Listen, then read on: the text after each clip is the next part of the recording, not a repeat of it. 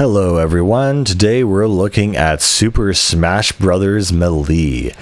Oh man, I think the thing that pops out most to me about this game is the sound design. It has such a very specific sound and soundtrack, and the orchestral suite and the intro itself is just an amazing piece of cinema and video game like love and adoration for the medium. And, with the original Smash Brothers, it was very much, a little bit janky, a little bit rough around the edges, but, it gave birth to this game. And Melee is more of a phenomena than a game, simply because people still play it competitively to this day, which I find absolutely insane. I would never thought, even when I was playing it growing up, that this would become this would become the major fighting game of a generation. I thought it's really good, it's really fun, but I never thought it would be as big as it was. And so in Melee, what has happened is, you bring back the returning characters. They definitely are no longer polygons. They're a bit more advanced now, and they have full 3D models. And now we have things where, the characters have more distinct smash attacks. You now have side B attacks that were not in the original game. And now you're able to essentially do a lot of cool different things. Like Mario has his cape from his previous games. Link has, his boomerang, as well as his bow and arrow now. And just in general, there's just a different take on this franchise. What's also nice is they have return of hit the targets, and I'm not sure if they have the platforms in this one, actually. I think they do, but they definitely do have hit the targets. And so again, they have the campaign divided into more or less the same kind of levels, just like they did with the original Smash Brothers.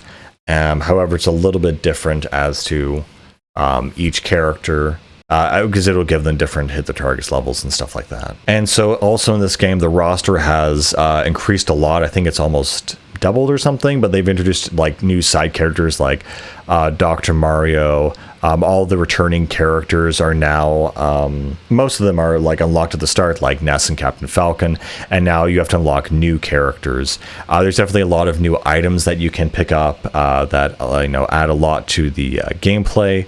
One thing that I thought was cool that was in this game that people are always obsessed about IPs is that they have the motion sensor, which was from 007, I believe, and and a series of other kind of items that were really cool. But now you have Ice Climbers, Falco, a lot of alt, Echo Fighters and alt characters that are like, oh yeah, cool, they're from that series or whatever. And so still, this is the last game that was pretty much very much Nintendo focused. Starting in, the next one, Brawl, they start bringing in some third parties. But again, that was unthinkable at the time. This was kind of like, okay. Another cool thing is that they introduced were the Fire Emblem characters, which was extremely weird because Fire Emblem at that point was only in Japan, and so they really were not able to, I don't know how to say this, they were not able to bring it over here, but they did it anyway.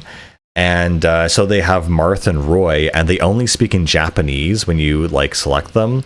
I think what's also very interesting, a little Easter egg that a lot of people found and were found very entertaining, was that if you changed the game language to Japanese, it called Bowser Puffin and Marth something else, I forget. But yeah, it called Jigglypuff Puffin, and it called Bowser Koopa, I think. And that's a funny little just Easter egg and whatever.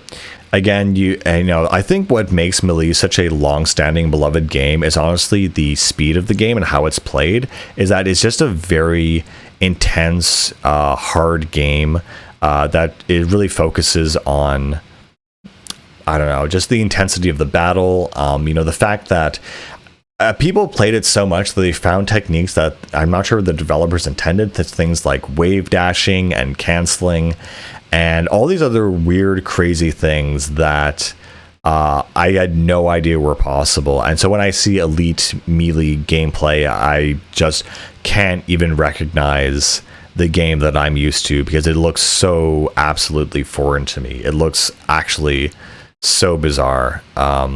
But yeah, this is, again, during the golden age, I think, of Nintendo and, gaming in general. And again, the intro with Star Fox and F-Zero and all the characters like interacting, there's nothing that will, I think, peak in terms of intros. I mean, maybe there's some Sonic games that I really love, but the intro to Smash Brothers Melee is unbeatable. It is unlike anything else. It is pure condensed soul. All these different IPs interacting and coming together to make this insanely great piece of art.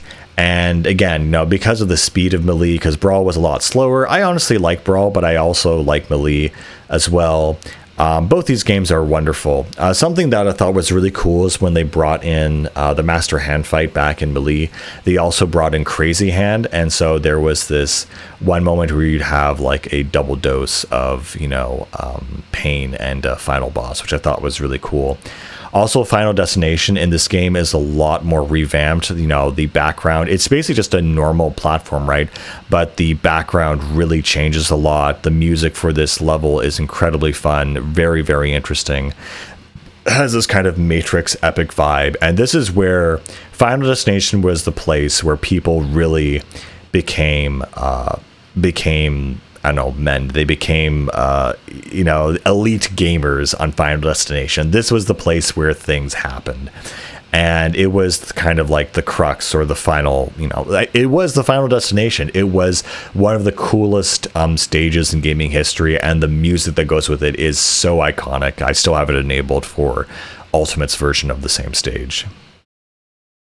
The other thing they kind of leaned into was the whole trophy thing. In the previous game, they're kind of depicted as toys, but in this version, it's kind of like they're all trophies that are come alive by the Master Hand. And what they started to do is you could start this collection where you would collect either the player trophy or these other trophies you did by getting certain, achievements and whatnot.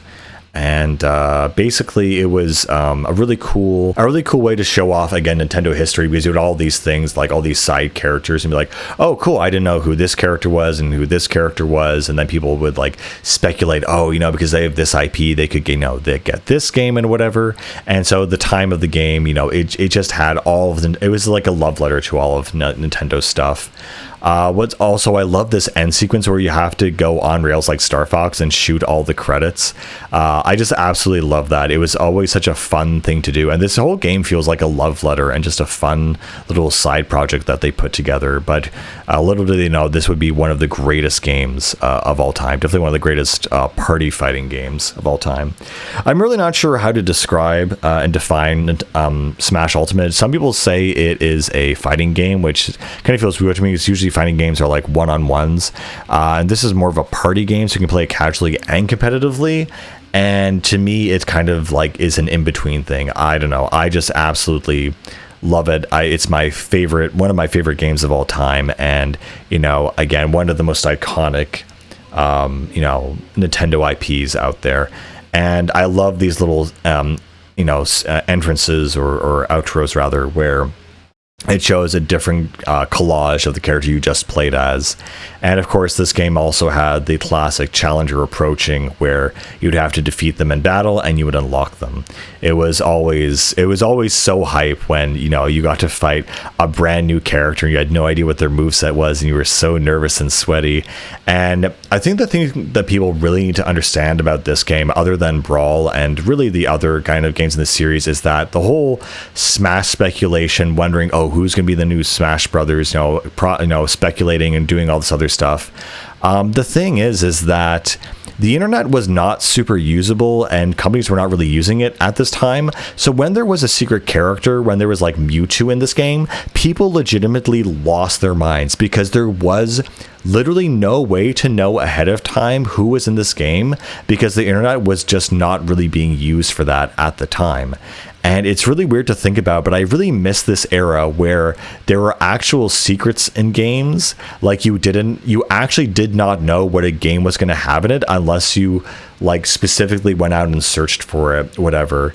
But I just remember this era of games where, again, it was just so amazing because you had no idea what to expect. And again, like what was in the game, you just have to play it and find out. And so the only way to know is like talking to other people, see what they unlocked.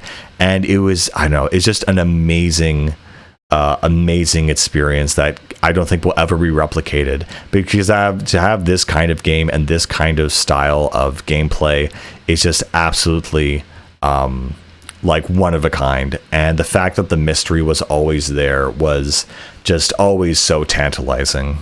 There was also adventure mode in this game, so you had it's kind of like the building blocks of the Subspace Emissary, where you go to a different location and the players would kind of go through the location. You know, Zelda has like this little dungeon, Mario has the Mushroom Kingdom, and you basically go through these like mini levels, essentially these little platforming things and like fighting things, and then it'd be interrupted by another kind of you know, match or whatever for the other players, you know, and other kid to fight other characters and whatnot. Oh yeah, and you'd also have the adventure mode, where you were able essentially to, you know, go through different stages from the different franchises and the different characters, and using that mode, you would basically be able to essentially you know, experience what would be the building blocks of the Subspace Emissary, and be more of an adventure mode game rather than just another game, essentially. But yeah, there's not much else to say about this game. It's just extremely classic, extremely fun. Unlocking all the different levels, stages. The Poké Floats was probably my favorite one from this game that I'm not sure if has returned even to Smash Ultimate, actually. And yeah, I don't know, everything about this whole experience was just very, very fun, very soulful. All the mechanics and whatever, and as a party game or as a fighting game, like, it was just very fun to play, you know, as a kid with your friends and with your brothers and whatever. Again, just a super, super fun experience and a classic Nintendo game.